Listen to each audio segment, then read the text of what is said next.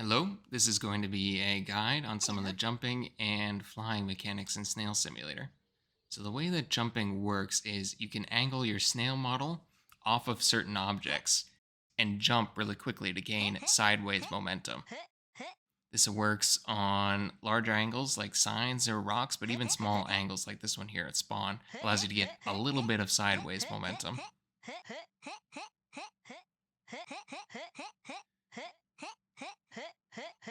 Your initial speed, your initial velocity, the amount of velocity that you're able to maintain is determined by those first few seconds that you're jumping. And so being able to jump as quickly as possible in those first few seconds is going to determine how fast you're able to move. And we can demonstrate this here. This is normal jumping, jumping a few times as the snail model reorients itself. And we're able to get to this tree near the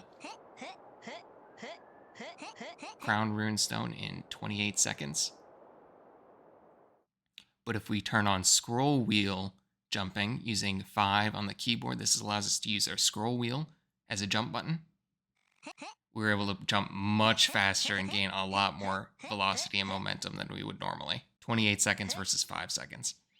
All right, so now we're going to use some of these mechanics in order to traverse the map a little. We're going to try to get to the portal in Snail over there in that statue. And we could try and go over this tree right here, but I think it's going to be better to go to the left first and then try and angle us across towards the portal. So we use this rock to turn ourselves left. And then probably we'll just use this angle in the ground right here in order to get us towards the portal. And that's sort of the key to traversing the map in the best way possible, is getting yourself an initial trajectory, but then looking for objects that allow you to change that trajectory and get more accurate as you get closer to where you want to go. So we got pretty close, but now we're going to use this tree to get ourselves closer so we can angle ourselves like this towards the portal.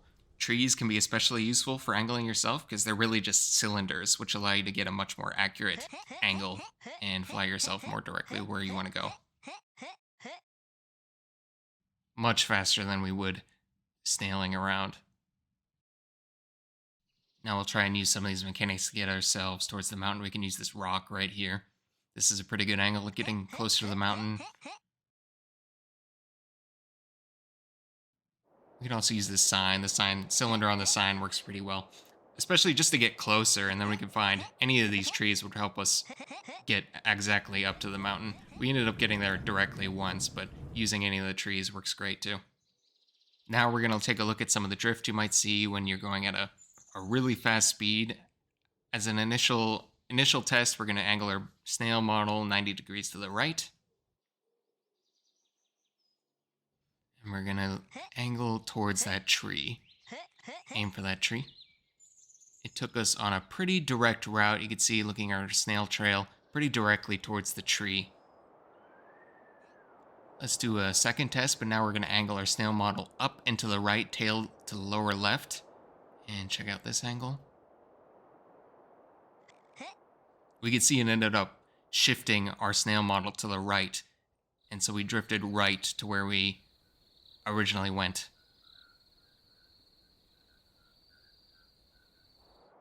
And then for this final test, up and to the left. You see we went much further left that time.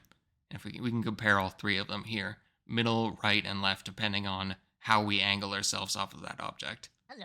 And this occurs just because of the slight changes of your snail model reorienting itself causes it to take some of that sideways momentum depending on where it turns. Now we're going to take a look at some of these mechanics in action. This is the angle that Kakardoker found to get to the bucket hat. Initially, we're going to aim directly right. So we should be able to maintain our normal trajectory. No drift, no turns.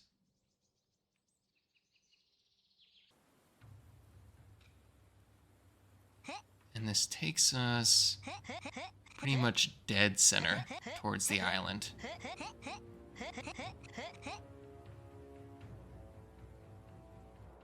Now let's do a second test. We got pretty close, so this time we're going to angle 90 degrees, but shift our tails slightly down, so hopefully we'll drift to the left a little bit this time in order to get closer to the bucket hat.